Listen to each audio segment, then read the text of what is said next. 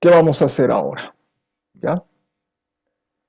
Lo que vamos a hacer es dar continuidad. Precisamente hemos reflexionado, hemos jugado con esos retos, hemos advertido el pensamiento lateral, vertical, hemos advertido también esa clasificación de lo que hemos hecho la anterior sesión en torno al texto de Sala Silva, revisándolo, sobre todo, sí, deteniéndonos en esta diferenciación dicotómica, es verdad, de lo que es el pensamiento lateral y el pensamiento vertical. Y después, cuáles son las funciones del aprendizaje según la conducta, según el afecto, según la cognición y según la conceptualización.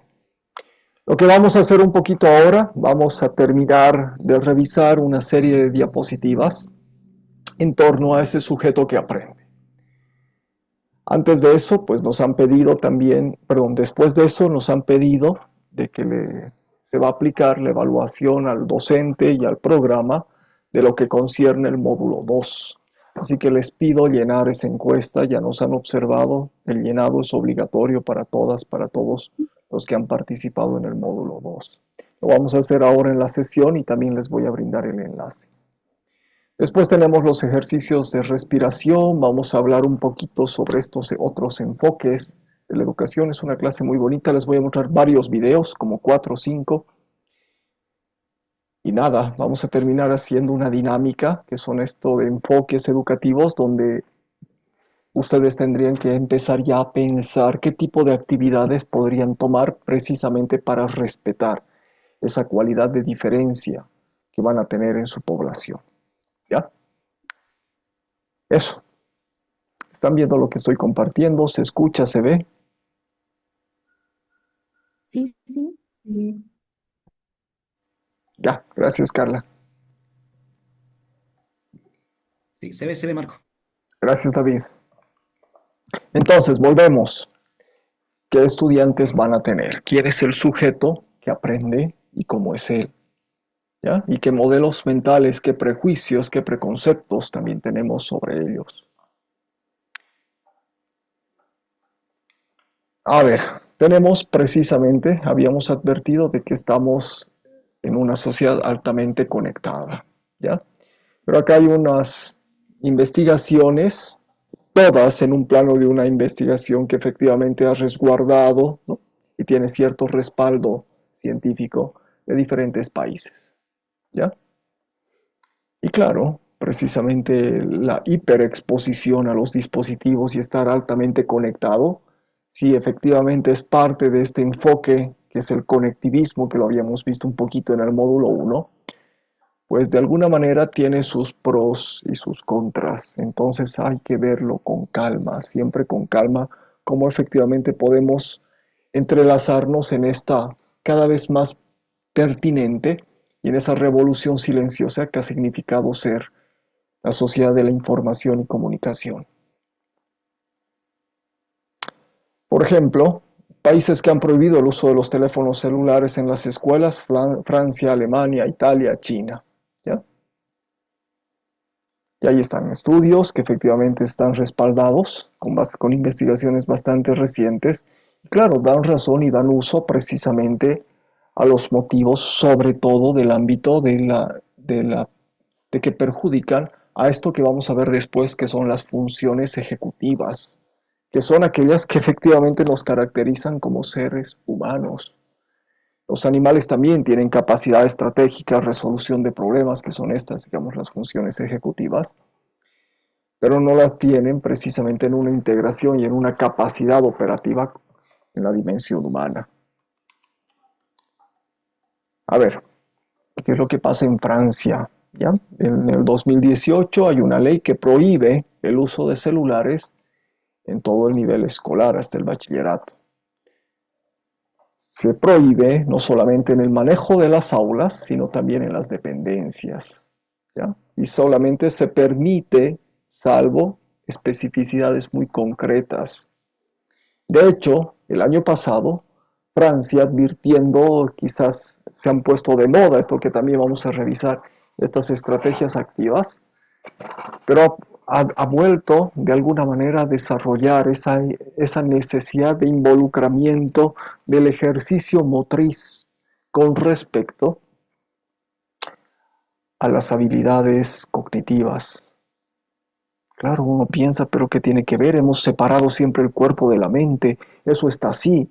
O sea, hay una división totalmente natural del trabajo. El trabajo manual está totalmente, ¿no?, separado del trabajo intelectual, en una suerte de organización de la división del trabajo. Nadie quiere ser técnico, ¿no? Y eso lo habíamos advertido también con los postulados del Félix Pazzi, sobre todo en entornos altamente coloniales como el que tenemos nosotros. Todos quieren ser licenciados, tener un grado más. Nadie quiere meterse precisamente a hacer ese trabajo más de obrero. Pero no un obrero en el término sentido de que simplemente es un operario. Pero de pronto Francia ha dicho no, o sea, tenemos que devolver precisamente esas funciones que articulaban y desarrollaban el cuerpo. Entonces vamos a volver en determinadas actividades a las prácticas de la grafomotricidad y del dictado. Sí. Porque claro, o sea, un ejercicio extremadamente potente para los niños, como se ha advertido también con Piaget, es que precisamente toda la inteligencia inicial se la hace con el cuerpo. Toda la capacidad cognitiva pasa sensorialmente a través de la capacidad y la manipulación corporal. No pasa por niveles de abstracción. Entonces tenemos que volver a dar capacidades motrices a los niños. Lo mismo pasa en Alemania, ¿ya? En la región de Baviera, en el 2022, ya se ha prohibido por completo los celulares en primaria, ¿no? En 2022 la norma se flexibiliza para secundaria, pero en primaria la norma sigue siendo absoluta. Lo mismo pasa en Italia, que de alguna manera, ¿no?, advierte el reconocimiento de la utilidad tecnológica, pero igual, ¿no?, hay una prohibición de que los estudiantes no pueden llevar celulares. Bueno, pueden llevar celulares, pero no usarlos durante las clases, perdón. Solamente se permitiría en el uso de algún tipo de proyecto educativo. Pasa también en China, que reconoce efectivamente la necesidad, pero hay disposiciones normativas institucionales que no pueden usarse los celulares en los salones de clase.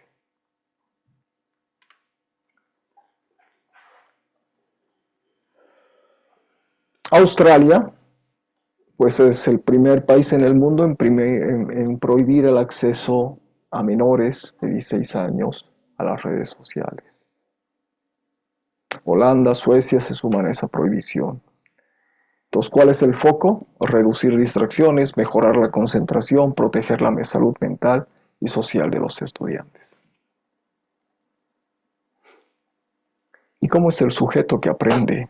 De pronto no podemos eludir. O sea, ha sido una revolución que efectivamente ha cambiado los sistemas de percepción y quizás no ha modificado en términos tradicionales marxistas ese escenario de revolución vinculado ya sea por, ¿no?, una reversión de los sistemas sociales, pero sí ha desarrollado un cambio fundamental, sobre todo en el modo de relacionarnos y del modo como accedemos a la información, al conocimiento, y como eso precisamente que otrora, antes se creía que mientras se hubiese no universalizado el acceso a la información y al saber, pues hubiéramos logrado la equidad social, pues eso no ha pasado. No ha pasado. Entonces la pregunta es, ¿debemos prohibir totalmente los celulares en la escuela, el uso de la IA en la educación, que esto es bastante reciente? O más bien enseñar a usarlos responsablemente. De pronto hay muchos más distractores y mientras nosotros ya no seamos portadores de los códigos de programación o de este tipo de lenguajes, o no seamos nosotros los desarrolladores que de alguna manera puedan regular, ¿no?, ese espacio de información, vamos a estar también a merced de otras corporaciones que tienen muchísima capacidad tecnológica, financiera y política para efectivamente enredarnos en sus intenciones. Ahora, el uso de la IA en educación, que como les digo, gracias a la pandemia ha catalizado ¿ya? Se dice que más o menos ha generado una aceleración de unos 5 años. Recién se estimaba para el 2025-26, para estos años, empezar con los prototipos de inteligencia artificial. Antes de la pandemia no teníamos esta posibilidad ni este desarrollo de aplicaciones como esta, como el Zoom, por ejemplo. Habían ya aplicaciones colaborativas como estos de los Google Docs, por ejemplo, todo el entorno Google que permitía entre todos desarrollar y era ya una cosa extremadamente sorprendente, ¿no? Colaborar entre todos para intervenir en un solo documento, resguardando, ¿no?, con ciertos permisos la posibilidad de su intervención. Y esto pues apareció alrededor del 2010. Pero la inteligencia artificial no estaba en los planes regulares, tradicionales.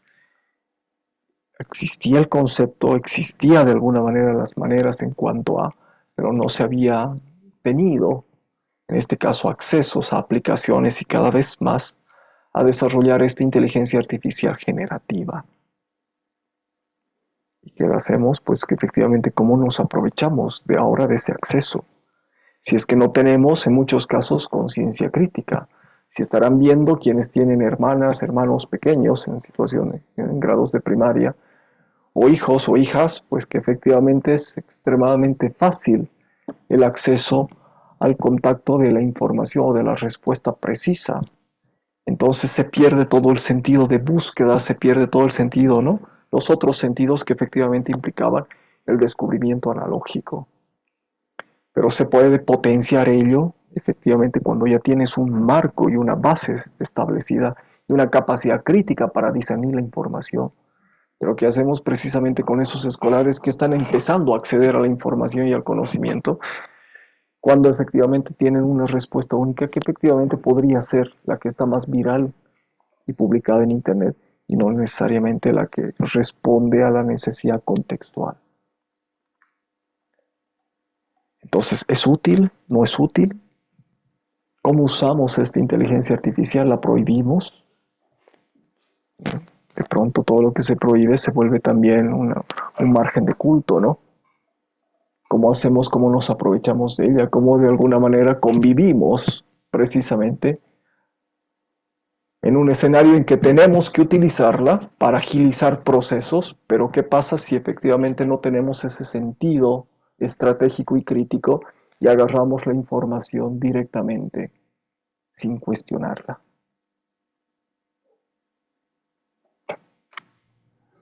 Bien, ahí, un speech breve. Vamos a hacer la evaluación del módulo 2, ¿ya? Es como voy a compartir un enlace acá en el chat del Zoom y en el chat del WhatsApp. Creo que es este, sí.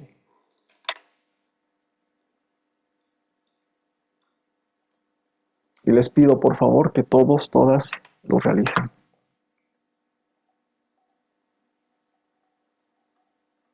Se los he compartido ya por acá, por el chat del Zoom.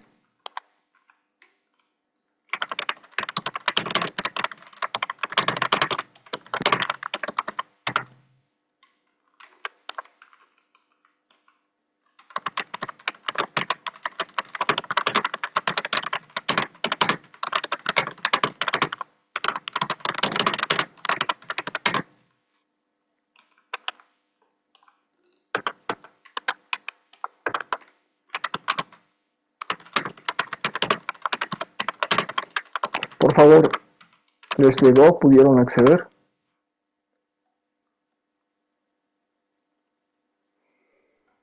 Sí, Marco. Sí, Marco. Ya, gracias. Por favor, siempre acá en el grupo 2 van a colocar, perdón, acá elige el número del grupo que perteneces, grupo 2, ¿ya? Porque acá están los diferentes grupos de los lunes y los jueves. Y escojan el grupo 2 y aparece mi nombre. Adelante. Me dicen cuando hayan terminado. ¿A alguien todavía le falta algo de tiempo?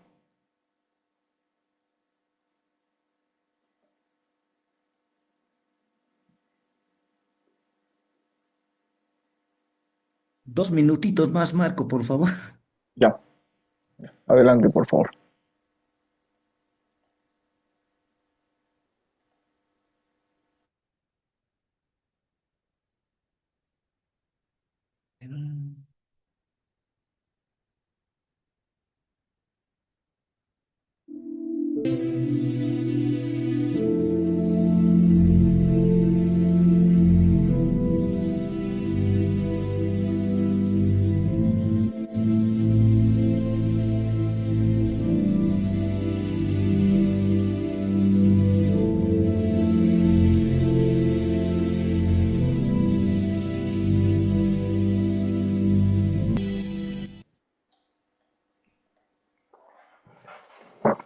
Termínenlo, por favor.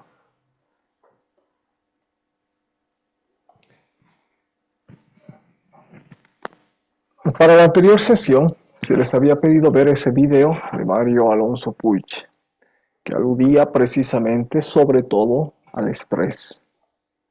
Vamos a ver cómo ese estrés crónico, como así todos los neurocientíficos aluden ahora, pues afecta al cerebro y es el principal enemigo del aprendizaje. Quien está estresado no recuerda. Quien está estresado no concentra. Quien está estresado no procesa la información. Les pido por favor, atendemos el video y después lo vamos a compartir, lo vamos a comentar. Me dicen por favor si es que no se escucha o no se logra ver.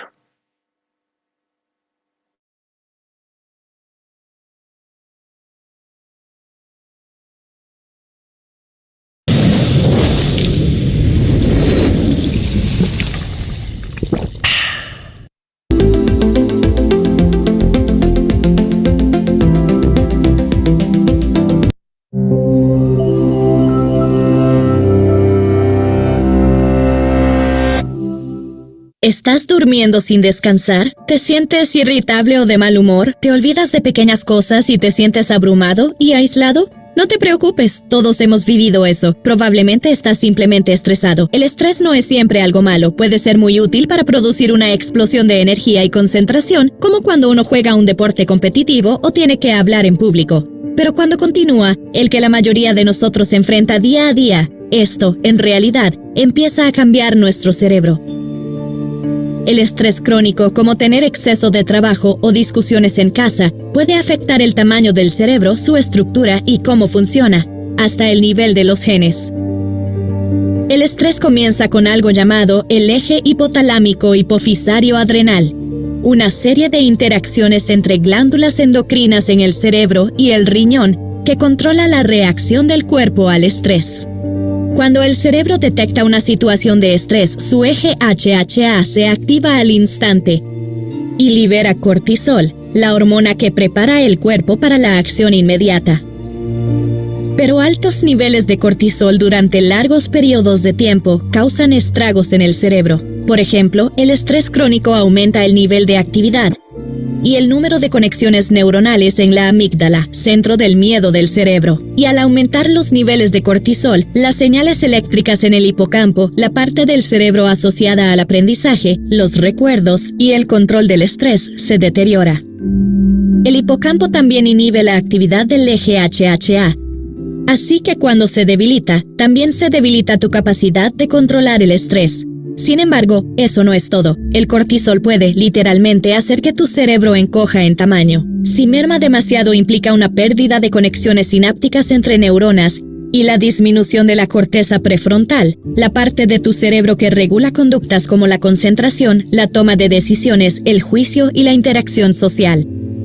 También conduce a un menor número de nuevas células cerebrales en el hipocampo. Esto significa que el estrés crónico podría dificultar que puedas aprender y recordar cosas, así como sentar las bases para problemas mentales más graves como la depresión y, con el tiempo, la enfermedad de Alzheimer. Los efectos del estrés pueden filtrar hasta el ADN de tu cerebro. Un experimento mostró que la cantidad de alimento que una rata madre da a su bebé recién nacido juega un rol determinante en cómo ese bebé responde al estrés más tarde en la vida. Los cachorros alimentados por las mamás eran menos sensibles al estrés porque sus cerebros desarrollaron más receptores de cortisol, que se adhieren al cortisol y amortiguan la respuesta al estrés. Las crías de madres negligentes obtuvieron el resultado opuesto y así se volvieron más sensibles al estrés durante toda la vida. Estos son considerados cambios epigenéticos, lo que significa que afectan cómo se expresan los genes sin cambiar necesariamente el código genético. Estos cambios se pueden revertir si se intercambian las mamás, pero hay un resultado sorprendente. Los cambios epigenéticos causados por una sola rata madre se transmiten a muchas generaciones de ratas después de ella. En otras palabras, los resultados de estas acciones fueron heredables.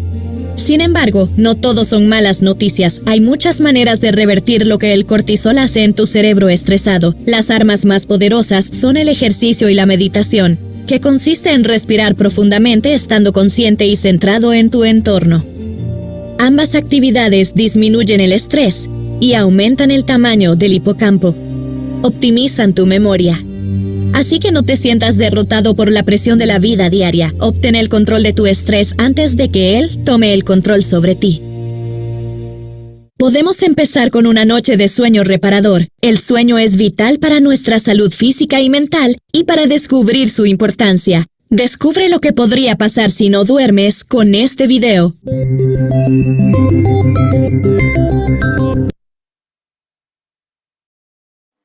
¿Lo han podido ver, escuchar? Sí. ¿Cómo relacionamos con ese video anterior? Bueno, dice en líneas generales con muchísima más información Mario Alonso Puig, lo que concretamente, ¿no?, y biológicamente señala este cortito. ¿Alguna vez alguna de ustedes ha olvidado un pedazo de su vida?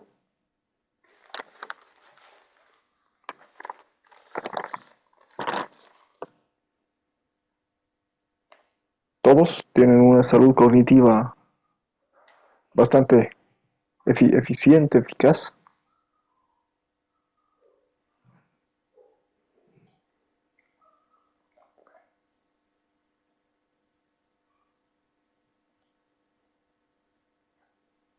Yo podría opinar algo. Por supuesto. Quizás hay, considero que hay lapsos de la vida que podríamos llegar a olvidar porque en esos momentos han pasado acontecimientos más fuertes o más traumáticos. Creo que es ahí cuando olvidamos lapsos de eventos. Porque no estás focalizando la atención, es verdad. Hay un cuento muy bonito, que es de Borges, que se llama Funes el Memorioso, al que aluden también algún neurocientífico, sobre todo los argentinos. En el cuento señalan Borges, que además tiene una escritura bastante críptica, se lee mucho entre líneas, es decir, se lee mucho más en la interpretación que se hace del texto que en la inferencia misma del texto, ¿no?, de lo que dice deductivamente el texto. Entonces, la historia consiste en que un campesino, ¿ya?, desarrolla las actividades diarias, pero él tiene precisamente una enfermedad que lo considera a sí mismo, ¿no?, como si estuviese maldito, porque no puede olvidar. Lo que vive un día, pues el siguiente día tiene todo el día para recordar exactamente todo lo que ha hecho. Y de esa manera no puede efectivamente desgajarse del olvido. Y a esto que a veces recurrimos a la memoria como una virtud, pues imagínense si estuviésemos agarrando todos los eventos, esos canales sensoriales que tenemos muchísima información que estamos todo el tiempo procesándola.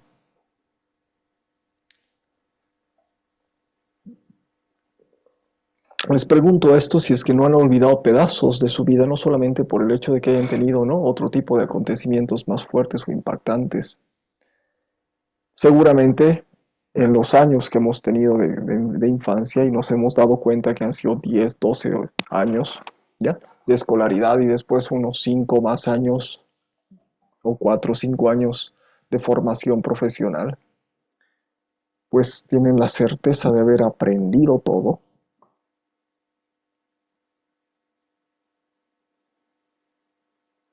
Pero acá hay un indicador. ¿Cómo hacemos nosotros como docentes, que efectivamente nuestra asignatura, esa competencia que queremos enseñar, les sea significativa?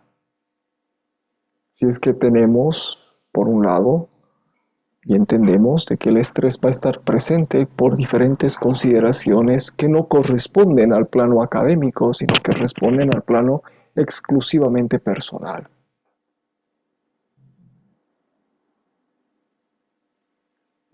¿Cómo podríamos ayudar a canalizar aquello que no interviene precisamente en nuestro ejercicio, que es dar una solución de vida?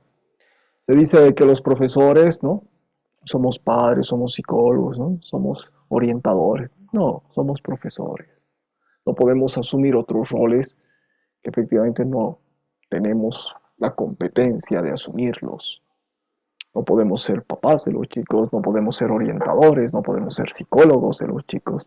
Tenemos que remitirnos en virtud de nuestra capacidad y en virtud de nuestro oficio, en brindarles lo mejor posible esa capacidad, esa competencia que hemos previsto. En función de eso articulamos elementos, pero entonces, ¿qué tipo de estrategias podríamos tomar precisamente para ayudar a personas que están quizás viviendo situaciones de estrés traumático? Y la crisis económica pues nos genera a todos un estrés muy fuerte, ¿no? Las discusiones, la mala pérdida de un familiar o de algún ser querido, que no necesariamente pueda ser humano, ¿no? O vivir en una tensión permanente por incompatibilidad de caracteres, sea con algún miembro de la familia, sea con la pareja. ¿Qué hacemos? ¿Cómo les ayudamos? No podemos meternos en su vida de nuestros estudiantes. ¿Cómo nos ayudamos también a nosotros mismos, mismas?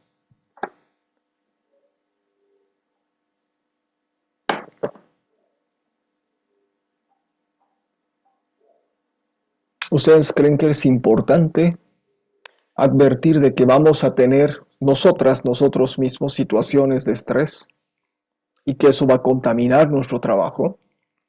Pero también tenemos que estar presentes de que vamos a tener estudiantes estresados y estresadas. ¿Cómo les ayudamos? Que simplemente no sean sujetos que asistan a nuestra clase, sino que participen, que se involucren activamente.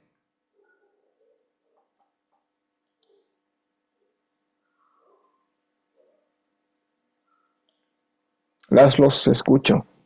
Adelante.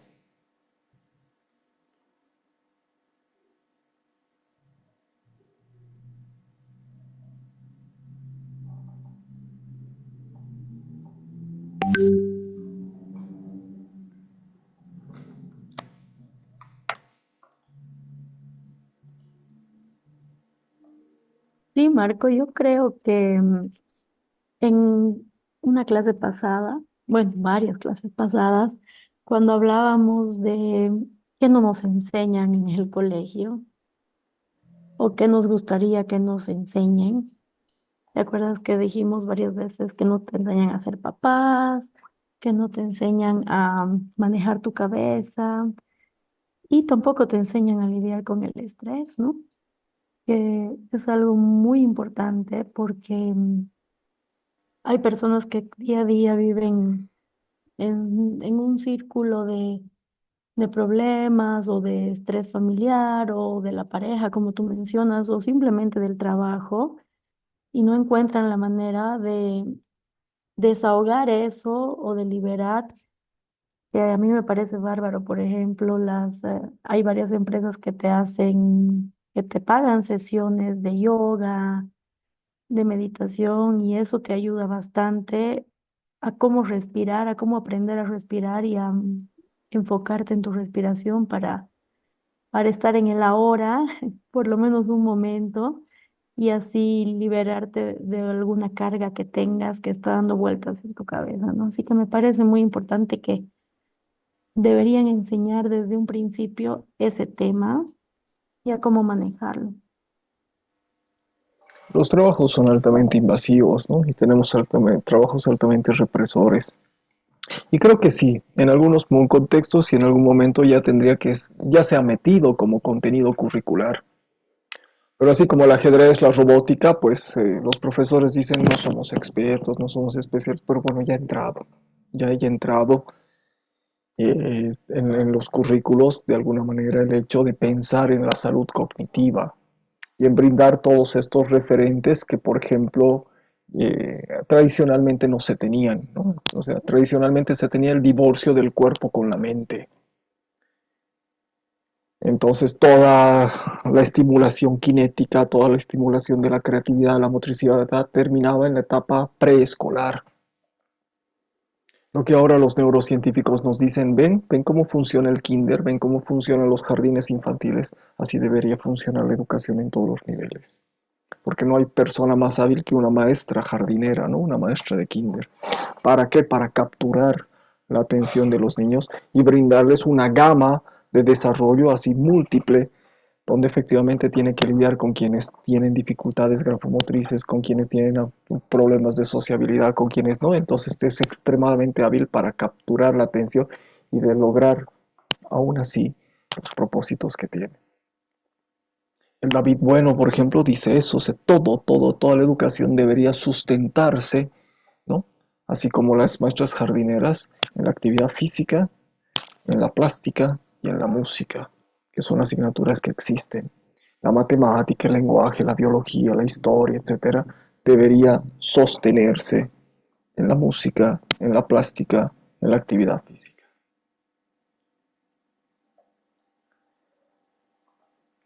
¿Tú has trabajado en el espacio público, Carla?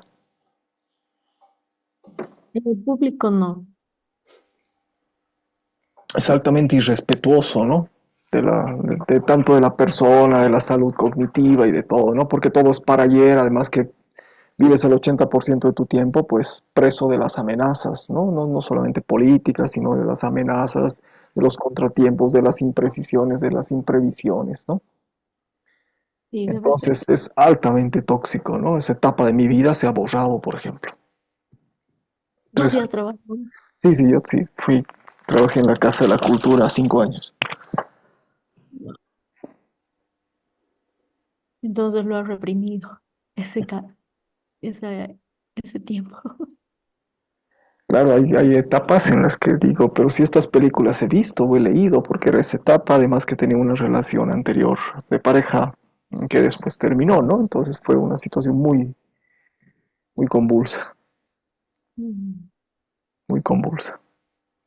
Vamos a hacer ahora un ejercicio, ¿ya? Porque así como no solamente tenemos que decir, sino tenemos que hacer, ser coherentes en eso, les pido por favor que eviten ahorita todo tipo de distractor.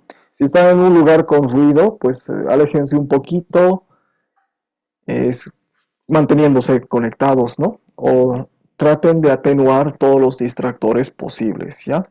Vamos a hacer ese simple ejercicio de respiración de yoga, que es, si es que tienen problemas para dormir, por ejemplo, hagan este ejercicio. Inhalen durante un tiempo, generalmente es 4, 7, 8, ¿no? Esta cadencia puede variar, pero bueno, es inhalar, ser conscientes de inhalar, conscientes de retener el aire y exhalar con suavidad. Primero va a haber una pauta en este video que junto con la música, ¿no? Está indicando qué hacer.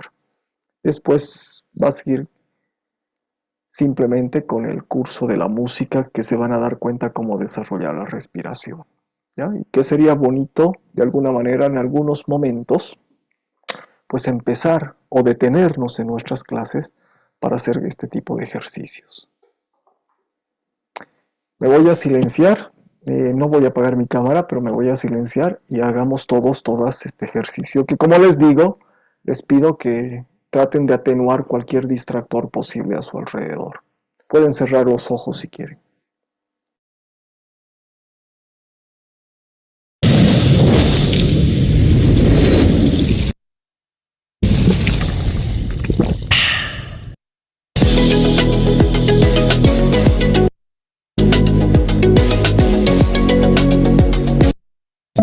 y siento las propagandas.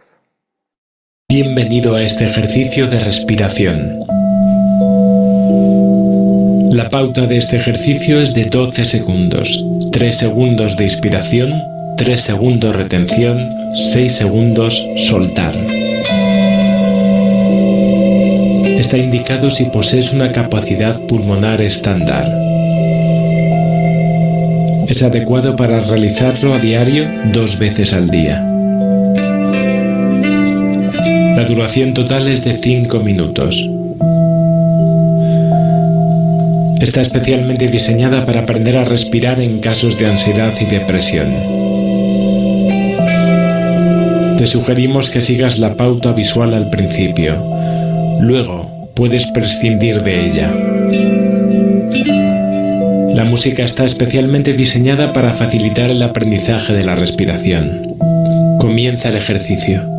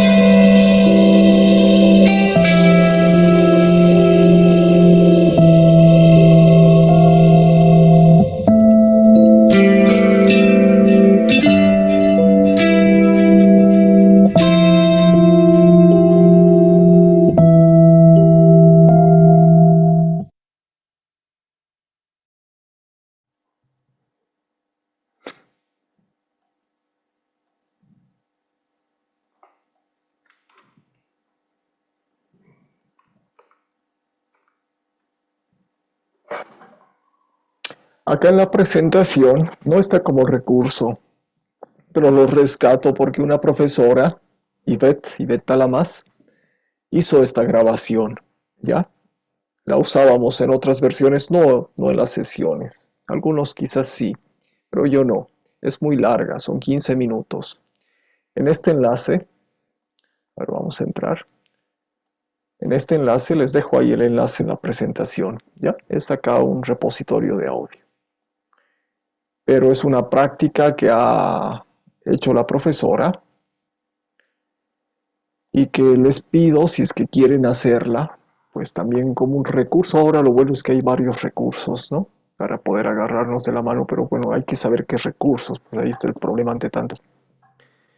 Se les recomienda hacerla sentado o echado en silencio con los ojos cerrados, ¿ya? Entonces, como no siempre tenemos esas condiciones en las sesiones, pues se las pueden brindar, ¿ya? Dura 15 minutos y empieza a hablar. Hay unas indicaciones. Más o menos es así. Vamos a iniciar la relajación. Voy a pedirles que inspiren como oliendo una flor, todavía con los ojos abiertos. Ahí, ya, ese es el recurso. Está ahí, entonces es algo que una profesora lo hace, lo practica y nos lo comparte. Ya, ahí también se las dejo en la presentación.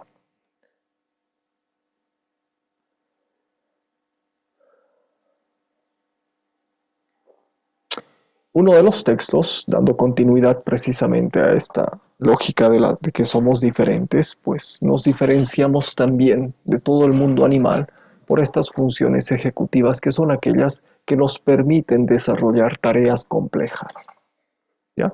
Y que claro, esto los biólogos y los médicos asocian muy bien con el perfeccionamiento del cerebro humano. No somos médicos ni somos investigadores, ¿ya? Del cerebro. Entonces lo que hacemos es agarrar las investigaciones que ellos traen para efectivamente aplicarlo en el ámbito de lo que nos concierne ser educadores. Han identificado varias funciones, así como las emociones no tienen una clasificación, una taxonomía clara, definida, ¿ya? Pero estas tres, las que están en la izquierda, la memoria de trabajo, ¿ya? La flexibilidad cognitiva y la inhibición, son quizás las más importantes, ¿ya? Y que son coincidentes entre otras clasificaciones más, como las fundamentales, para poder desarrollar precisamente acciones concretas. Cuando tenemos, efectivamente, y esto van a advertir, y ahora han aparecido, es verdad, cada vez más casos de niños, niñas, sobre todo niños, niñas, neurodivergentes, trastornos de aprendizaje, problemas de aprendizaje, o espectros o condiciones dentro de todo el espectro de lo que es el autismo, pues donde efectivamente hay la dificultad está acá en el neocórtex, ¿ya? Pero esto no les puedo explicar, no me quiero meter ahí a explicarles la biología del cerebro, ¿no? Esto lo haga un médico o un fisiólogo. Pero entonces lo que se hace es precisamente identificar en qué lado, en qué sentido y por dónde pues una persona va a tener esa dificultad. Y en algunos casos no es una dificultad de aprendizaje, sino se convierte en un problema de aprendizaje que puede después conllevar en un trastorno o en una condición. Es decir, va a ser toda su vida así. ¿Y qué vamos a hacer? No la podemos excluir, ¿ya? ¿Cómo la integramos? Pues advirtiendo sus capacidades. En función a eso también se desarrolla precisamente todo esto que son las adaptaciones curriculares. Muy bien, yo tengo mi planificación, pero para estos niños que pueden, o estos jóvenes que pueden, que quizás con más dificultad o tienen otro tipo de capacidades, pues voy a diseñar actividades diferentes para potenciar las zonas en las que ellos se mueven bien, ¿ya? Pues no nos concierne ahorita hacer adaptaciones todavía, esto es un campo de la especialización, ¿ya? Pero sí advertir de que son estas funciones ejecutivas seguramente con las que vamos a tropezar y vamos a encarar en nuestros estudiantes, ¿no? Y quien ha trabajado, por ejemplo, dirigiendo equipos, como en cargos directivos, en jefaturas, se da cuenta hábilmente, por ejemplo, para desarrollar la organización de grupos de trabajo, pues quienes tendrían que liderarlos. ¿Por qué? Porque son quienes mejor, aún no sepa esta teoría, son quienes mejor pues responden a las necesidades y a las problemáticas a enfrentar, a resolver. O tienen estas capacidades que son identificadas como funciones ejecutivas, ¿ya? Son estos procesos mentales que permiten controlar, regular otras habilidades y conductas. Son más importantes porque efectivamente resguardan la estructura de la personalidad y permiten desarrollar tareas complejas, ¿ya? Y lograr resultados que efectivamente se resguardan, que pueden ser laborales, alcanzables, de cualquier tipo, o bien resultados de aprendizaje. Nos permite iniciar, finalizar acciones, supervisar nuestra conducta si es que efectivamente estamos desarrollando algo y se presenta un imprevisto. Y sobre todo, nos den esa opción de planificar. Más allá de reconocerlas y de cómo tratar de fortalecerlas, pues es importante saber cuáles son.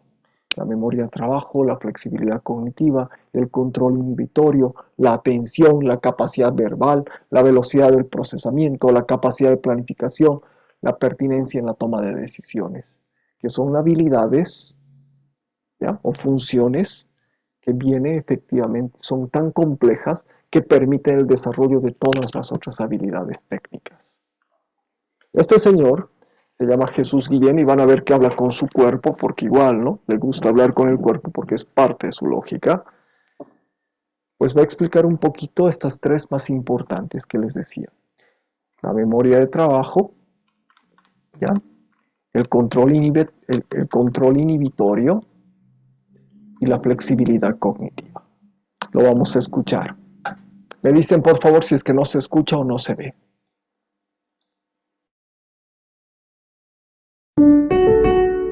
La primera pregunta que nos tendríamos que plantear es ¿para qué educamos? ¿Qué es lo importante en educación? ¿Qué es lo que queremos que realmente aprendan? Desde el enfoque de la neuroeducación, para nosotros es imprescindible un aprendizaje desde en y para la vida.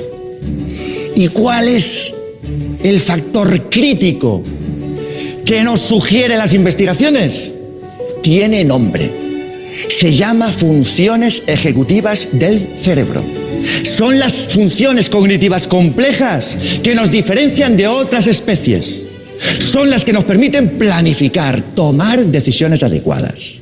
Imprescindibles para un buen desempeño en la vida cotidiana, imprescindibles para el rendimiento académico del alumnado. Los neurocientíficos hablan de tres en concreto. ¿Queréis conocerlas? Sí. Las podemos descubrir a través de una dinámica, de un juego. ¿Sí? ¿Os ponéis de pie, por favor? Antes hablábamos de la importancia de la visualización. Visualizad, imaginad que ahora estáis en una clase de primaria. ¿Sí? Estáis en un programa. Se llama el programa Tools of the Mind. Y este programa está trabajando estas funciones ejecutivas. Vosotros, los estudiantes, yo, la maestra. ¿Visualizáis la maestra? Más o menos. Muy bien. Os voy a dar 4 instrucciones. Cada una de las instrucciones lleva asociado un gesto, un movimiento. ¿Las recordamos?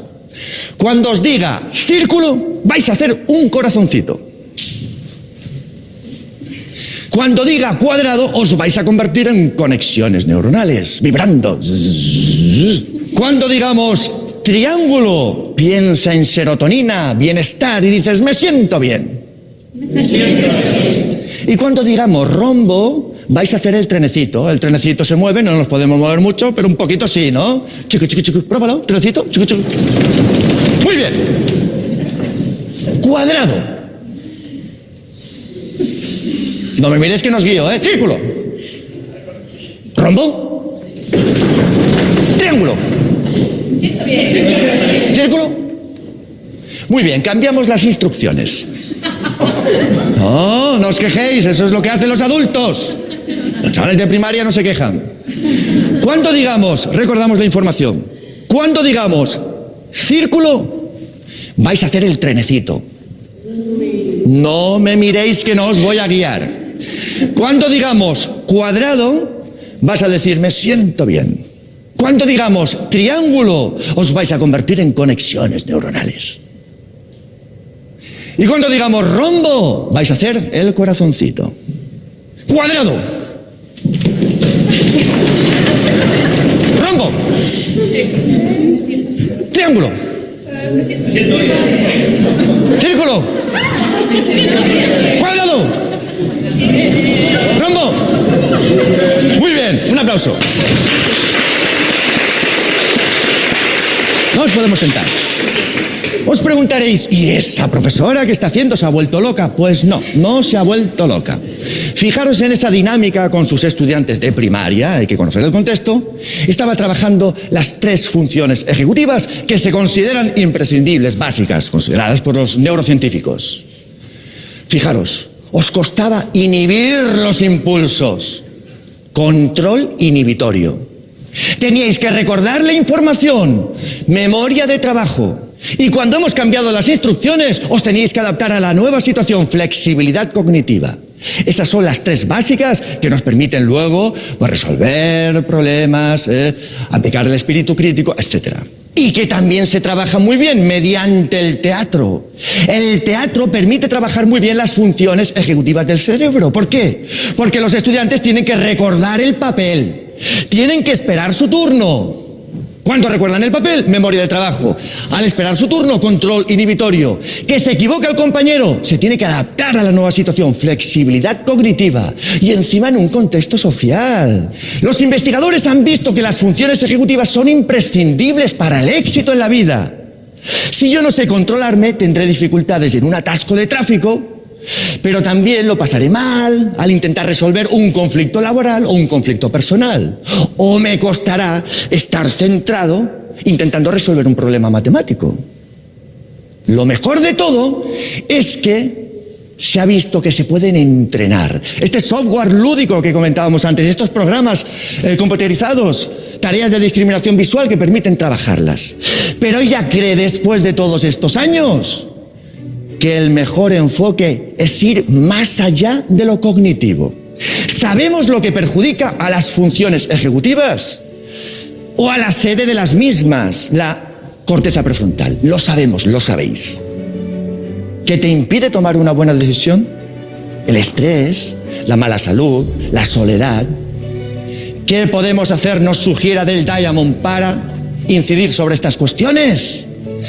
Que los niños y adolescentes jueguen, compartan, canten, bailen, dibujen, se muevan. Es decir, atender las necesidades físicas, sociales y emocionales de los estudiantes. O si se quiere, tener en cuenta las disciplinas consideradas tradicionalmente como secundarias, vinculadas al juego, a la educación física, a la educación artística o a la educación emocional.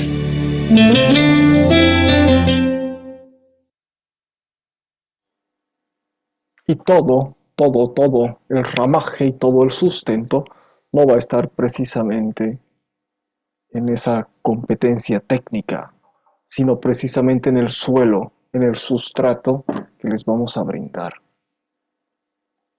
que implica fundamentalmente la capacidad de socializar, la capacidad de desarrollar las emociones y nuestra capacidad lúdica. Vamos a hacer este juego, solo que no me abre. A ver si estaba acá.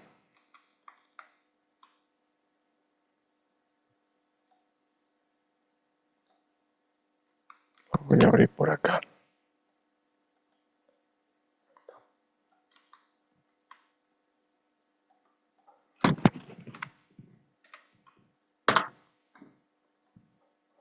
Tenían que leer el texto 2, ¿ya? El de funciones ejecutivas.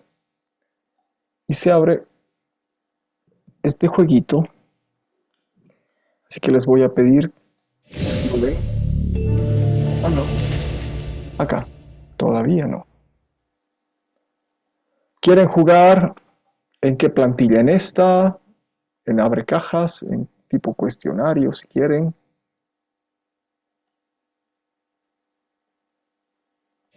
Es así como cuestionario, ¿no? Con opciones de respuesta o en rueda aleatoria. Hay varias opciones. Ah, está. En ruedita o en un anagrama.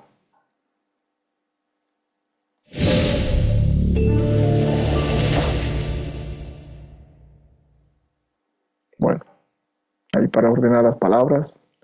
Hay las cartas al azar, tarjeta flash. ¿Cuál quieren jugar?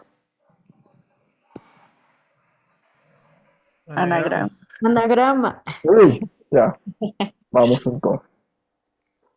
Listo. Muy bien. Nos permiten, perdón, cuando hablamos de procesos mentales que nos permiten la regulación de habilidades y conductas para alcanzar metas previamente establecidas, nos referimos a Funciones Función. ejecutivas. Ejecutivas. ahora vamos a tardar más. Ah, Funciones. Perfecto. Perfecto. ¿Ves? ¿Dónde está la E?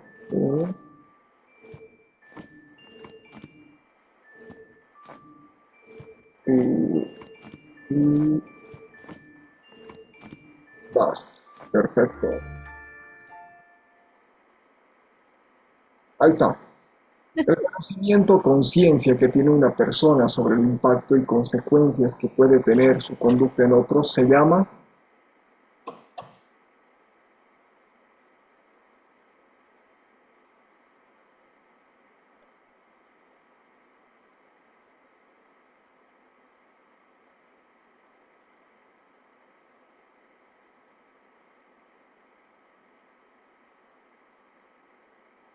Supervisión de sí mismo. a ver, bien Moisés. Su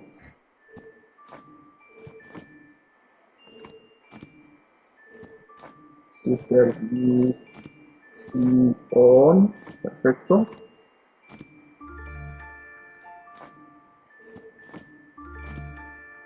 Ah, se puede. Sí, sí. Perfecto. Las funciones ejecutivas pueden potenciar el aprendizaje de la lectura y escritura, matemáticas y ciencias gracias a que cambian con la edad y nos permiten relacionar aprendizajes previos con los nuevos.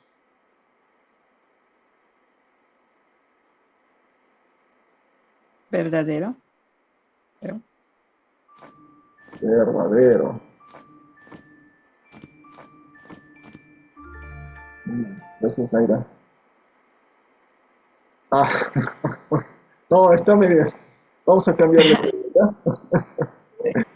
A ver, nos iremos a la rueda. Sí, además. Ya.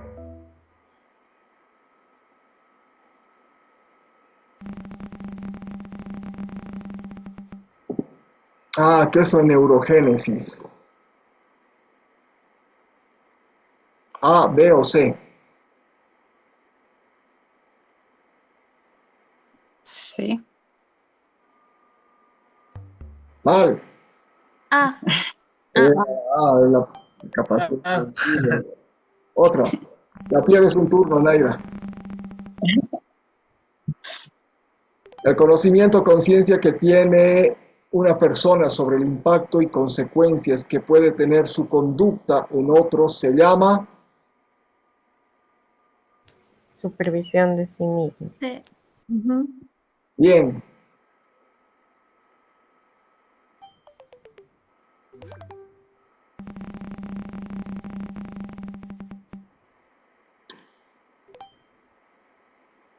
Una vez que se ha establecido la sinapsis en el cerebro, ya no es necesario reforzar con prácticas o repeticiones. Falso. Falso. Falso. Bien. Ya puedes participar, Naira.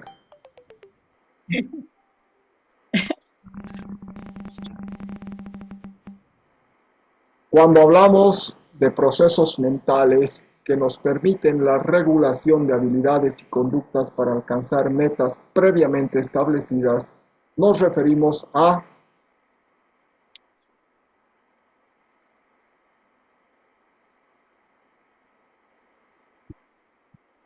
¿Cuál? ¿A, B, C o D?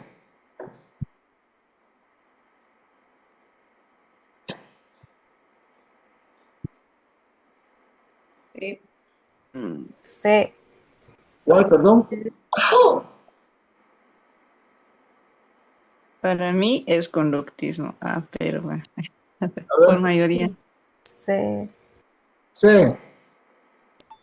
¿Me hubieras pedido otro turno, Naira? Qué bueno que no me han hecho caso. Miramos.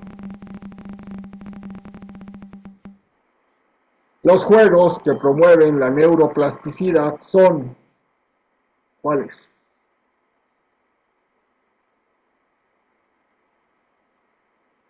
A. Carla, A. Bien. Un punto.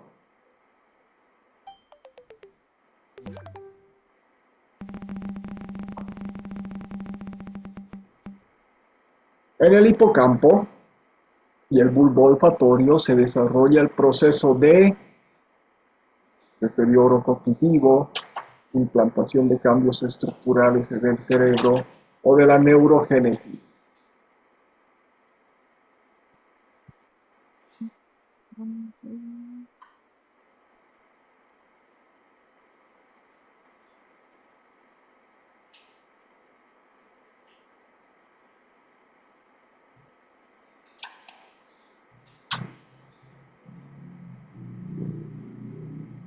¿Cuál es?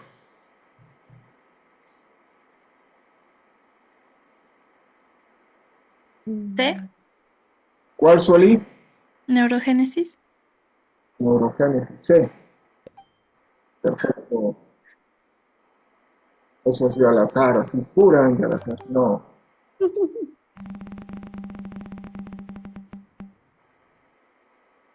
La neuroplasticidad del cerebro se ve limitada por actividades deportivas, artísticas, entre otras, puesto que aquellas actividades consumen energía y vitalidad.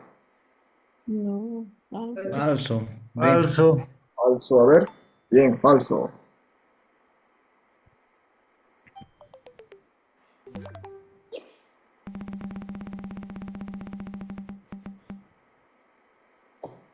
Las funciones ejecutivas pueden potenciar el aprendizaje de la lectura y escritura, matemáticas y ciencias, gracias a que cambian con la edad y nos permiten relacionar aprendizajes previos con los nuevos. Sí, ¿verdad? Mm,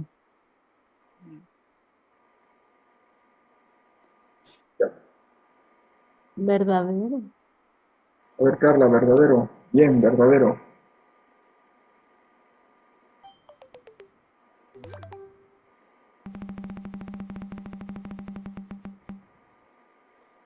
Dos elementos clave a considerar para el desarrollo de las funciones ejecutivas son la metacognición y la motivación y la frustración, la reflexión, la retroalimentación, la información, la retroalimentación. C. A. C. O A, C. ah, Les vamos a hacer caso Sí. a los hombres ahora, C. Mal. A, B. La.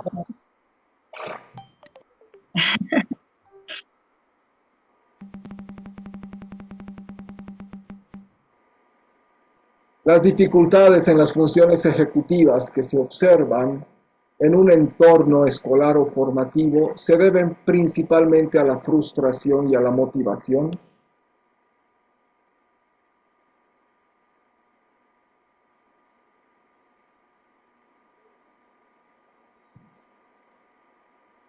B.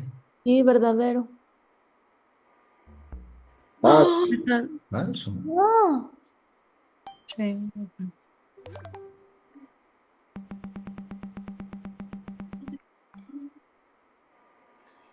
las sinapsis se potencian cuando existe un mayor incremento de neurotransmisores que circulan entre las neuronas.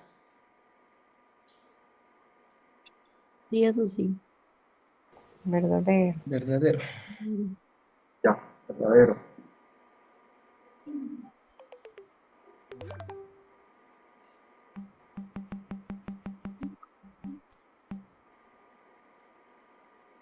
Si los cambios químicos que se inician en el cerebro mantienen en el tiempo, entonces tendremos cambios estructurales y funcionales en el cerebro.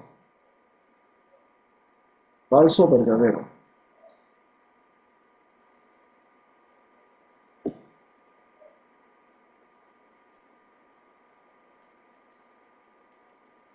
Verdadero. Falso. Pero era el video de las ratitas, ¿no han visto lo del estrés? Se ha evidenciado una disminución en la neurogénesis en personas con depresión, en personas con dolores en un miembro fantasma, en personas adultas o en personas con abundante estimulación.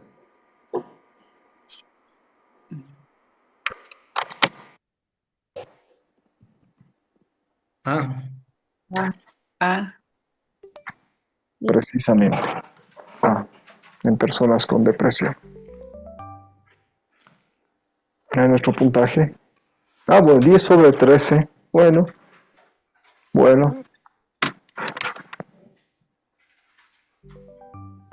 Pucha, estamos abajo. Ya, está bien. Grupo 2. Está bien. Bueno, estamos en cuarto lugar de 4. Horrible. Sí, estamos en cuarto de 4. Bueno, está bien.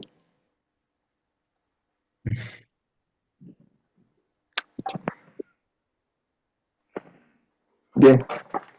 El otro texto, o los otros, son concernientes a esto, ¿ya? Son los estilos de aprendizaje de Kolb, son las inteligencias múltiples, y están los estilos de la programación neurolingüística, o lo que es el BAC, ¿no? Los estilos de percepción de la información. Kolb, además que alrededor de estos cuadrantes, ¿no? Y esto yo ya no les voy a explicar, lo tienen que leer, ¿ya? Advierte precisamente en este manejo de dualidades entre la experiencia y la conceptualización abstracta, y entre la experiencia activa y la observación reflexiva, 4 posibilidades de tipos de estudiantes que vamos a tener. ¿Ya? Esta es una propuesta teórica, no es una teoría, ¿no? Por eso es un enfoque. Es una propuesta teórica previa a todas estas investigaciones del cerebro que se están haciendo recientemente, y que efectivamente hay la capacidad técnica física para poder efectivamente mirar el cerebro sin sin invasión o sin someter a traumatismos a las personas. Eso no se podía hacer antes. Pero estos muy buenos observadores, así como los que hace 100 años observaban, como la doctora Montessori, por ejemplo, muy buenos observadores y sensibles a las necesidades, advirtieron muchas propuestas teóricas que están siendo validadas por la neurociencia, ¿ya? Es decir, por el comportamiento, ¿ya?, de la observación, en este caso, microscópica a nivel nanométrico del comportamiento de las neuronas. Entonces tenemos un tipo de estudiante que puede ser más divergente, que va a tener características generales entre sentir y observar. Un estudiante más asimilador, que obviamente le va a gustar más el aspecto teórico y la actitud de pensar. Un estudiante más teórico, que va a articular tanto el quehacer práctico con la reflexión. Y un acomodador, que es precisamente el estudiante kinético, el activo, el pragmático. Entonces no podemos decir, siguiendo la misma línea de reflexión, de que somos cada uno de nosotros una huella específica y única, de que nuestros estudiantes van a poder aprender lo que nosotros les queremos enseñar de una sola manera. Y lo que tenemos que hacer es pues brindarles experiencias de aprendizaje y situaciones de aprendizaje particulares y pertinentes para su estilo, para la manera en la que ellos efectivamente se sientan mejor. No podemos individualizar porque tenemos 100, 60, 80 estudiantes. Sí, no se puede individualizar. Pero entonces programemos actividades diversas, algunas muy teóricas, otras más en el plano de la actuación, otras combinando la observación con la reflexión. De esa manera vamos a poder, de alguna manera, atender a todos. Algunos se aburrirán en algunas actividades, otros los disfrutarán. En otras, estos que se han aburrido en las actividades, pues las disfrutarán. Y de alguna manera sí vamos a poder llegar con ese tipo de actividades a todas o a la mayoría. Vamos a hacer, ya, ahora he habilitado en la plataforma estos dos tests.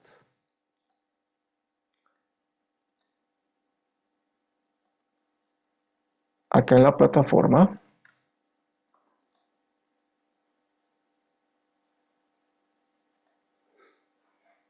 tienen estos dos enlaces, ¿ya? Durante 10 minutitos o hasta 15 a lo sumo, accedan a alguno de ellos. El BARC es más concretito y el estilo de Kolb es más pesado, ¿ya? Van a abrir este cuestionario BARC, están viendo, ¿no? Estamos en la clase 1, he habilitado estos 3 espacios ahora. Cuestionario BARC, test de estilos de aprendizaje de Kolb, y esto, bueno, este es el foro donde van a cargar una actividad. El test de BARC, ¿ya? Ustedes van a responderlo para advertir precisamente esta pregunta, ¿cómo aprendo mejor? Tiene un pequeño de variación, de variabilidad adaptativa, porque además es una herramienta pública y claro, debió ser traducida por IA o por, ¿no? Sí, seguramente por IA, y entonces hay algún sesgo en la traducción, se van a dar cuenta si es que lo realizan, ¿ya? Son varias preguntas. Pero adviértanse ustedes, ¿para qué? Para advertir cómo están aprendiendo. ¿Por qué? Porque es necesario que nos conozcamos. Porque en función de cómo somos, vamos a tratar de pensar por reflejo mismo, inconsciente, intuitivo, de que tenemos que enseñar al tipo de estudiante que somos nosotros. Pero no somos los únicos. Identifiquémonos para que efectivamente podamos saber cuál es nuestro fuerte y dónde tendríamos que efectivamente dedicarnos más. Es decir, atender a esos estudiantes que van a ser diferentes a nosotros. Este es un cuestionario en función de estos canales de percepción de la información. ¿Soy más visual? ¿Soy más auditivo? ¿Soy más de la lectura-escritura, es decir, de la literacidad sistemática, lógica? ¿O soy kinestésico? ¿Ya? Responden simplemente una de las opciones de cada una de estas preguntas. Y el otro es un test que lo tienen que descargar. ¿Ya? Esto, además, es una herramienta muy linda que nos ha compartido un profesor del curso. No lo van a poder hacer acá. ¿Ya? Yo lo cargué en mi Drive, es un Excel. Funciona también bastante bien. Lo descargan como Excel o lo descargan o se hacen una copia de este documento. Y acá simplemente colocan unos valores, 4, 3, 2, 1 por cada fila. Entonces, a cada premisa le van a poner un valor. A la que tiene mayor posibilidad de identificación con uno mismo le ponen 4 y a la que tiene menor 1. Y hacen ese ejercicio por cada fila. Son 9 preguntas y después se les va a trazar un diagrama radial acá que les va efectivamente a advertir hacia qué cuadrante se van a identificar. Y después en la pestaña contigua, pues acá hay una descripción en función del cuadrante. No significa que nos van a cuadricular en alguno de ellos, pero vamos a tener seguramente alguna predominancia. O bien somos holísticos. Nos vamos a mover bastante bien en todos los cuadrantes. Entonces acá más o menos hay una interpretación en función de las coordenadas X y Y, qué tipo de características se tiene y qué estrategias metodológicas prefiere. Si eres divergente, acomodador, convergente o asimilador. Háganlo ahora, ¿ya? Háganlo para practicarlo. Como les digo, no vale solamente que les digamos háganlo, sino hay que hacerlo. Están acá los enlaces en la plataforma. Se los voy a compartir también al chat del WhatsApp. 10 minutitos hasta y 20, ¿ya? 12 minutos.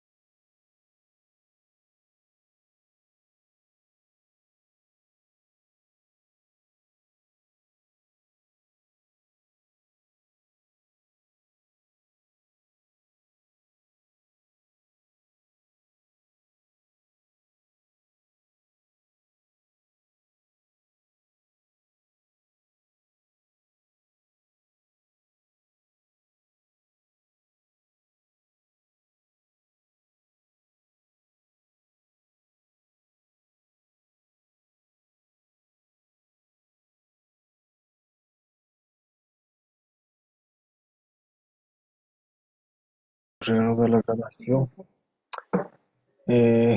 Empieza a hablar dando continuación. Si quieren seguir escuchándolo y ver y escuchar la parte inicial que alude precisamente a eso del test de inteligencia, que son unos 3 minutitos, el enlace del video está acá, ¿ya? En la presentación. Ahora lo vamos a escuchar. Entrar de lleno en el mundo Al que ha hecho referencia, ¿ya? Él es Howard Gardner hace 15 años atrás. 16. Y vamos a escuchar un pedacito también. No vamos a recapitular lo que él dice de las inteligencias, porque Mario Alonso lo ha dicho. Han ido variando además. Él mismo dice, yo les he dado una clasificación, podría haber dado otra clasificación, pero he dado una clasificación lo más convencional posible para que todos se entiendan. Podríamos jugar ahí. En base a esa clasificación, que eran 7 al inicio, se ha sumado 2, ¿no? La naturalista y en este caso la espiritual, ya que le da otro sentido que no es la religiosa, sino que implica precisamente una búsqueda de sentido. Lo vamos a escuchar. No se puede hablar sobre la teoría de las inteligencias múltiples sin tener en mente la teoría estándar sobre la inteligencia que se ha desarrollado durante el último siglo, principalmente en Occidente, pero que también ha influido en otras partes del mundo. Y es la creencia de que hay una única inteligencia, que todos tenemos una inteligencia. Nuestra inteligencia se hereda en gran parte, lo que significa que no podemos hacer mucho al respecto. Y si conocemos a los padres y abuelos de una persona, podemos determinar su grado de inteligencia. En el último siglo, psicólogos, y más recientemente biólogos, dicen haber descubierto formas de ver lo listos que somos mediante pruebas, mirando las ondas cerebrales o incluso por la manera de conducir por la autopista, analizando la saliva o los genes. Así que en Occidente se han realizado grandes esfuerzos para medir la inteligencia única. Pero como ya sabréis, me muestro muy escéptico sobre esta forma de ver las cosas.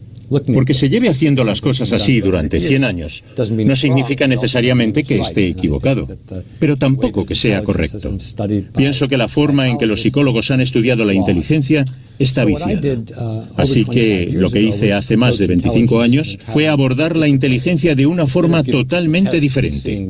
En vez de someter a sujetos a pruebas y ver qué respuestas se correlacionaban con otras, analicé la mente humana a través de la lente de diferentes disciplinas. Estudié lo que conocemos sobre el sistema nervioso durante milenios, desde los invertebrados hasta los primates, hasta el ser humano. Aprendí sobre los diferentes roles que han asumido los seres humanos en la historia, en la prehistoria y en la actualidad, en las sabanas de África Oriental, en los mares del sur, en la sociedad industrial o ahora en la sociedad digital posmoderna, para ver qué tipo de habilidades se valoran. También analicé grupos especiales de la población, genios, personas autistas o con perfiles irregulares, a las que se les daban bien unas cosas, pero otras no. Y me interesaba mucho ver cómo se representaban estas diferentes habilidades en el cerebro.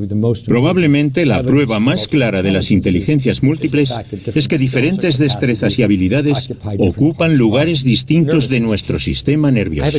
Tengo una definición técnica de inteligencia, pero pienso que la metáfora resultará más útil.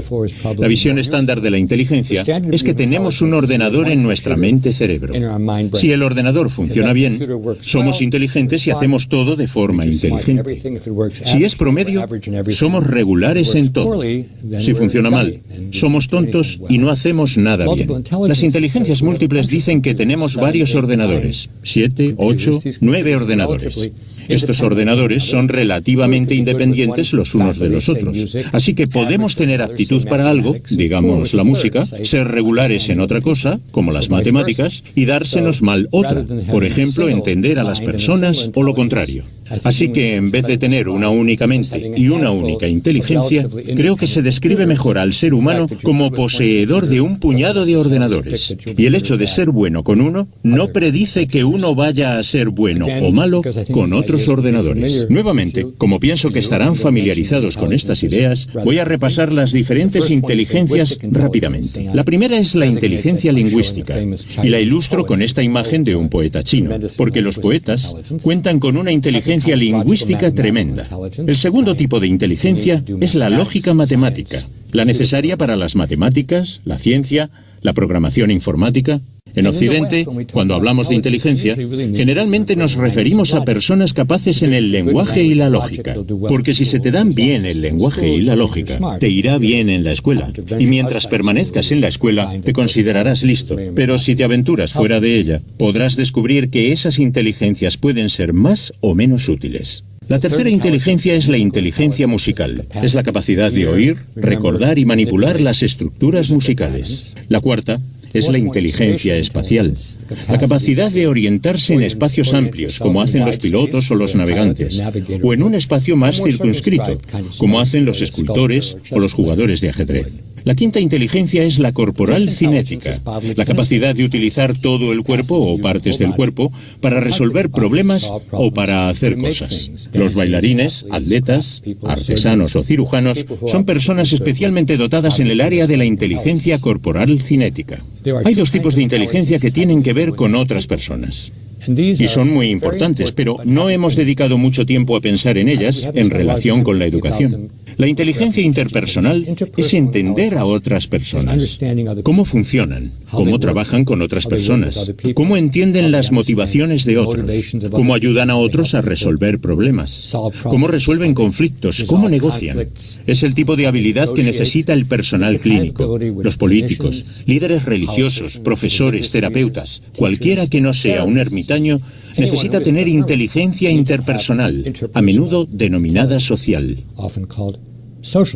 La séptima inteligencia es la denominada intrapersonal. Es la comprensión de uno mismo, tener una buena idea de quiénes somos, qué queremos alcanzar, cuáles son las propias virtudes, cognitivas, emocionales, de personalidad, cuáles son los puntos flacos y cómo utilizar ese modelo de uno mismo para ser eficaz. Lo interesante es que hasta hace unos cuantos siglos, la inteligencia intrapersonal, o entenderse a uno mismo, era meramente una ventaja, porque la gente hacía lo que hacían sus parientes, sus padres, sus abuelos, y el hecho de que tuvieran objetivos diferentes no resultaba relevante. Pero ahora vivimos en un mundo en el que tomamos nuestras propias decisiones sobre cómo vivir, con quién, qué carrera profesional realizar, con quién casarse o no, etc. Si uno no se conoce bien, si no cuenta con una buena inteligencia intrapersonal, se encontrará en una situación de gran desventaja.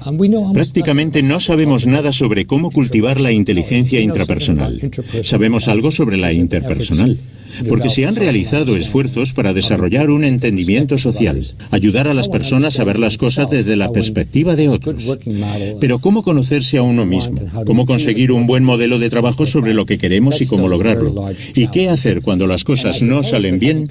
Sigue siendo un reto ingente y supongo que contar con personas en su alrededor que no solo tengan una buena imagen de sí mismos, sino que también ayuden a tener una buena imagen de uno mismo es importante. Las imágenes que tengo aquí muestran personas que están reflexionando, en actitud reflexiva, porque si no dedicamos tiempo a pensar sobre uno mismo, sobre cómo somos diferentes de otros, no podemos esperar que otros lo hagan por mí. Los momentos a solas, de reflexión, son muy importantes para la inteligencia intrapersonal. Durante algún tiempo pensé que solo había 7 inteligencias, pero hace 10 años añadí una octava denominada inteligencia naturalista. Es la inteligencia de Darwin. Es la capacidad de distinguir de forma consecuente en el mundo natural entre una planta y otra, un animal y otro, un tipo de nube, de formación rocosa, etc. Tampoco es tan necesario ahora porque podemos acudir a una tienda y comprar cosas, pero la forma en la que adquirimos productos, la sociedad de consumo, se basa en nuestra capacidad naturalista de distinguir entre un zapato y otro, un coche y otro, un jersey y otro.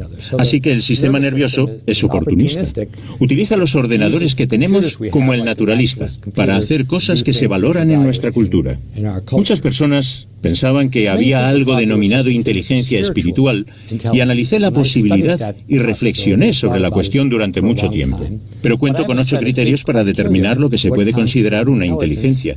Y lo que yo entiendo como espiritualidad puede ser muy importante, pero no se puede considerar una inteligencia. Eso se debe a que parte de la misma es una experiencia fenomenológica. Tiene que ver con lo que se siente en ciertos momentos y lugares. Y eso no forma parte de una inteligencia. Una inteligencia no tiene que ver con los sentimientos, sino con un rendimiento. Muchas personas vinculan la espiritualidad a una religión en particular. Y nuevamente somos libres de tener la religión que sea, pero no debería formar parte de la definición de una inteligencia la religión que se tenga o si se es religioso o no. Pero como vemos en la diapositiva, es posible que haya una novena inteligencia que denomino la inteligencia existencial, la inteligencia sobre el sentido, sobre las grandes preguntas. Como sé que en su congreso hay interés sobre la inteligencia existencial, la comentaré brevemente en las conclusiones de mi ponencia. La teoría de las inteligencias múltiples se presentó hace más de 25 años. Se han introducido varios cambios sobre los que hemos escrito en diferentes publicaciones. Es más, este año, en 2009, hemos publicado un libro llamado Multiple Intelligences Around the World, Inteligencias múltiples en todo el mundo. En él hablamos sobre 15 países diferentes y cómo se han ido aplicando las distintas ideas. Pero hoy simplemente quisiera mencionar 2 afirmaciones científicas y 2 educativas. La primera afirmación científica es que todo el mundo tiene estas inteligencias. Es lo que nos hace humanos. Una rata puede tener más inteligencia espacial. Este ordenador puede tener más inteligencia lógico-matemática. Pero nosotros somos las criaturas que tienen inteligencia musical, inteligencia lingüística, inteligencia interpersonal, etc. Así que todas las personas que conocen, todos los alumnos, todos los educadores, tienen estas 8 o 9 inteligencias. Sin embargo, hay una segunda afirmación que es que no hay 2 personas, ni siquiera gemelos idénticos, que tengan exactamente el mismo perfil de inteligencias. Porque aunque se pueden tener los mismos genes, como es el caso de los gemelos, no tenemos las mismas experiencias. Es más, con frecuencia los gemelos quieren diferenciarse, y por esa razón, entre 2 personas cualquiera, vamos a encontrar diferencias en las inteligencias, y solo podemos identificarlas si estudiamos detenidamente a las personas.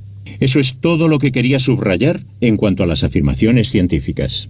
También hay 2 afirmaciones educativas. La primera es que siempre que sea posible, deberíamos individualizar la educación. Esto significa que deberíamos enseñar a cada persona, niño o persona mayor, las cosas de tal forma que las pueda aprender y de la forma en la que nos puedan mostrar lo que han aprendido. Hay un grupo que siempre ha recibido una educación individualizada, y es el de los acaudalados. Pues los ricos contrataban a tutores y el tutor tiene que trabajar con el niño que sea y no puede decir, ese niño no está aprendiendo, denme otro. Así que, por necesidad, el tutor individualiza la enseñanza. Eso no ha sido posible hasta ahora porque los docentes tienen muchos alumnos. Sin embargo, los ordenadores, por primera vez en la historia de la humanidad, posibilitan que se pueda individualizar la enseñanza para prácticamente cualquiera, porque los ordenadores son muy pacientes. Pueden presentar las lecciones de muchas formas diferentes. Si una no funciona, pueden hacerlo de otra. Pueden diversificar, pueden proporcionar representaciones múltiples. Pueden enseñar a una persona a través del lenguaje, a otra a través de lo espacial y a otra mediante el debate interpersonal. Así que existe ahora la posibilidad de individualizar la educación mucho más que en el pasado. La segunda afirmación educativa está relacionada con la anterior, y es que cualquier cosa que pensemos que es importante, que se necesita enseñar a todos o a muchas personas, se debería enseñar de muchas formas diferentes. Así que si se quiere enseñar álgebra, o cómo hablar en público, o cómo analizar una fuga, o sobre los principios del marxismo o los de la democracia, no hay que hacerlo solo de una forma, no solo a través de una ponencia o con un libro de texto, sino que se puede representar, contar chistes, mostrar vídeos, interactuar. Nunca he sabido de algo importante que solo se pudiera enseñar de una forma. Y cuando se enseña algo de formas diferentes, suceden 2 cosas importantes. En primer lugar, se llega a más niños, porque algunos aprenden a través del lenguaje, otros de forma más pictórica, Otros a través de la dramatización, representando, resolviendo problemas con otros.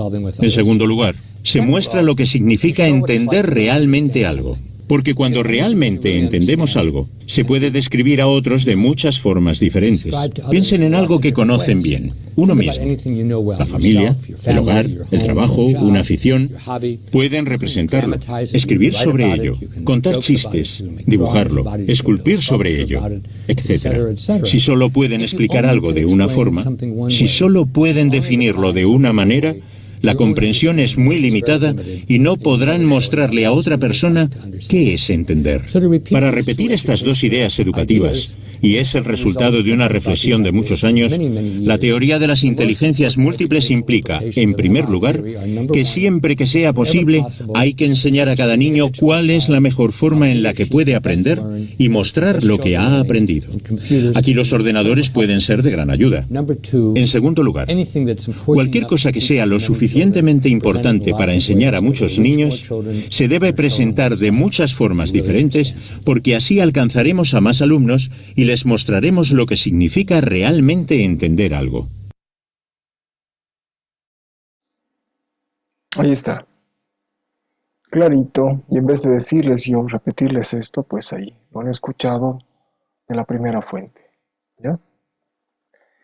Volviendo a retomar sus premisas y solicitudes de Gardner. ¿Ya? Las dos premisas científicas que le he evidenciado que sí son científicas, ya pueden ser otras inteligencias, pero significa que todos tenemos diferentes, pueden llamarse talentos. Incluso en el libro de Gardner, muchas veces los traductores aluden al término inteligencia como el talento.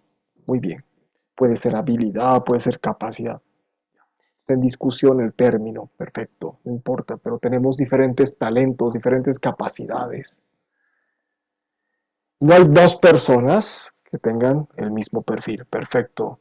Y las dos premisas educativas, individualizar tanto como sea posible. No es posible porque tenemos muchos estudiantes, hagamos grupos.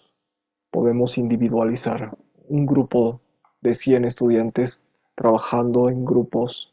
Si conforman grupos de 5 personas, sí podemos de alguna manera dar un tratamiento individualizado a 20 grupos. ¿Ya? Estableciendo precisamente estas múltiples formas para que puedan avanzar en sus actividades. Bien, más aprendizaje si hay más individualización en la atención y hay más canales de diversificación de las estrategias. Clarito. Y esta inferencia de la teoría de las inteligencias múltiples es precisamente algo que todos reconocen.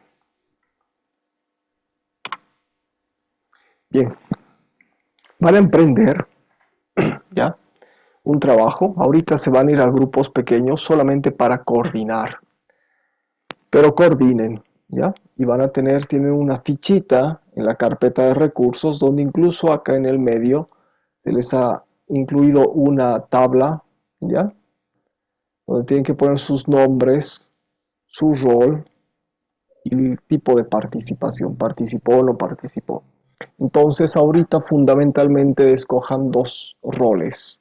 Un secretario que va a llenar la tablita y va a reportar, ¿ya? Si ha participado o no ha participado, y también un coordinador que no asume el trabajo, sino que vela porque todos participen.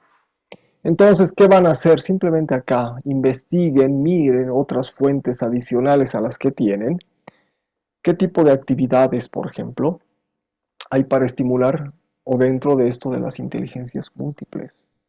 ¿Qué tipo de actividades podrían hacer para evidenciar las emociones? ¿Qué tipo de actividades para esto del BARC o del PNL, la programación neurolingüística? ¿Qué tipo de actividades pueden hacer para las funciones ejecutivas?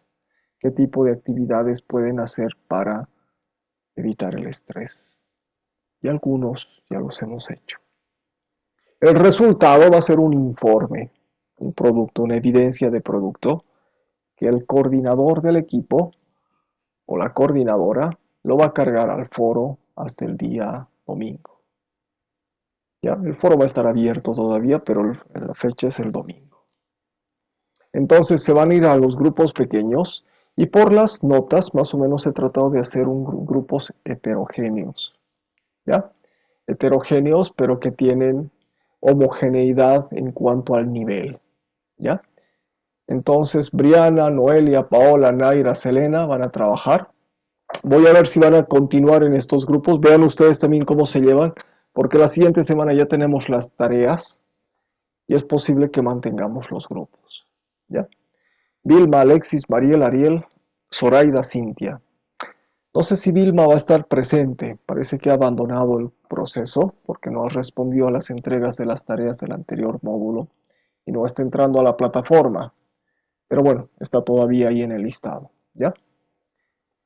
David, José, Belín, Carla, Iván. ¿Por qué está 1, 2, 3, 4 al revés? Bueno, mantengamos ese número. Lo voy a cambiar después. Moisés, Sueli, Stephanie, Michelle, Patricia y María. Coordinen internamente un canal de contacto, créense un grupito de WhatsApp y definan sus roles. 3, 4 minutitos para hacer eso en salas de pequeños grupos.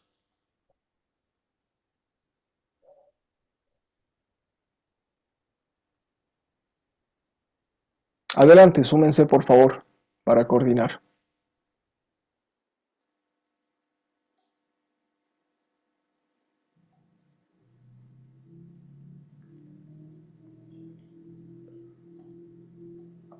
Adelante.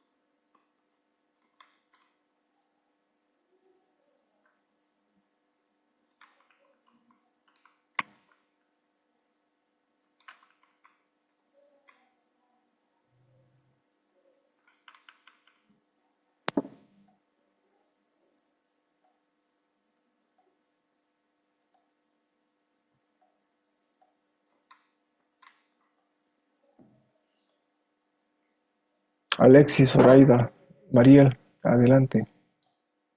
Estamos en los grupos pequeños.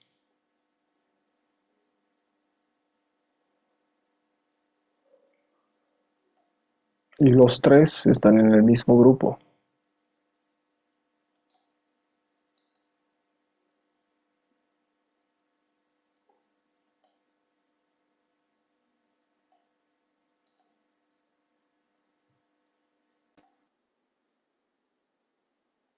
¿Han podido coordinar? La sala 2 no han entrado ni Alexis ni Mariel. ¿Están por acá? Ni Vilma. Vilma no está. Vilma no está. Como te decía Cintia, parece que tal vez ha abandonado el curso porque tampoco me ha respondido a las tareas del módulo 2. A ella sí le he asignado la actividad remedial. Ah, ya siento solo a Alexis y Mariel que no han entrado, Marco. Coordinen eso. Por favor, vean cómo se están llevando. Posiblemente trabajemos en estos equipos las siguientes tareas. ¿Ya? ¿Han coordinado grupo 1, grupo 2, grupo 3, grupo 4?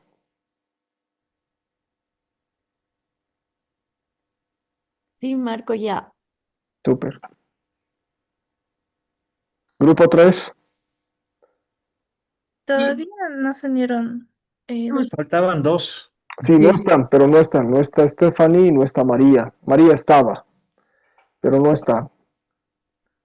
Si quieren, me piden el contacto por WhatsApp y les mando al que sea o a la que sea coordinadora. Está bien, gracias. Gracias, Marco. Grupo 1. ¿Coordinaron? Sí, Marco, buenas noches. Estamos creando un grupo de WhatsApp y ahí vamos a ir Perfecto, haciendo. perfecto. Ya. Ahora, como son 5 en cada grupo, 6, pueden dividirse, ¿no? Cada uno hace una tarea, pero que no quede como un collage, ¿ya? O sea, que por lo menos entre ustedes lean, pues, el aporte de sus compañeros. Y no lo hagan de memoria, investiguen un poquito más. Realmente estos temas, y eso les digo particularmente, a mí me han movido el piso. Porque de pronto uno cree que efectivamente tiene que, ¿no? Saber para enseñar, pero creo que esto es lo más importante, saber cómo son nuestros estudiantes para ver la manera más pertinente de cómo enseñarles. Nada más. Remiten el trabajo del documento al foro.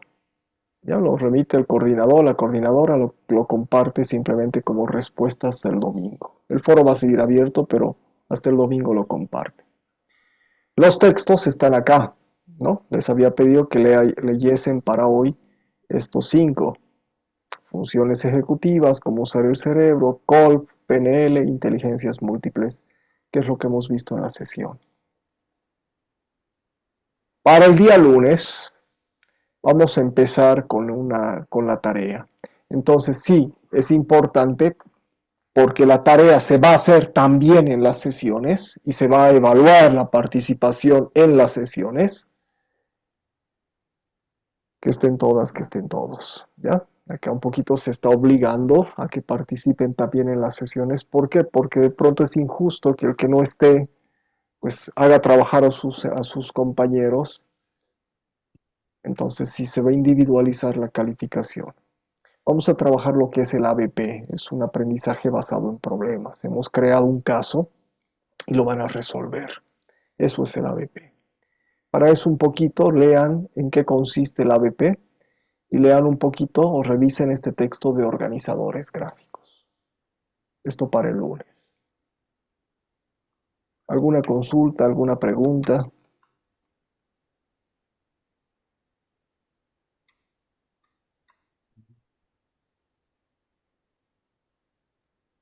Gracias por estar. Que tengan buena semana, buen fin de semana. Marco, una consultita. Sí. La tarea va a ser solo el informe en Word.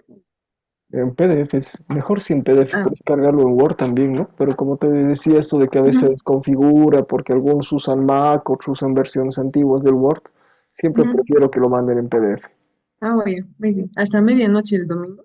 Sí, está el foro. Bueno, va a seguir abierto, ¿ya? Ay, muy bien. Listo, gracias. Disculpa, Marco. Entonces prácticamente la tarea que tenemos es solamente esta grupal, ¿no ve? ¿O va a haber algún cuestionario como las anteriores actividades? No, ya no vamos a tener cuestionarios. Al otro módulo sí, posiblemente. Ya, pero en este módulo no. Solo hay 3 tareas evaluables, pero implica también un poquito de que vamos a evaluar este tipo de actividades colaborativas, pero también la presencia, la participación que tengan en los grupos de trabajo. Por eso tienen una tablita, se habrán visto en el documento, de qué tipo de cumplimiento o de participación ha tenido la persona en el grupo. Oh, ok. Está bien. Gracias. ¿De qué? Chao. Buenas noches. Buenas noches. Listo, Marco. Buenas Buenas noches. noches, Buenas noches, Marco. Hasta luego. Gracias, Hasta buenas luego. noches.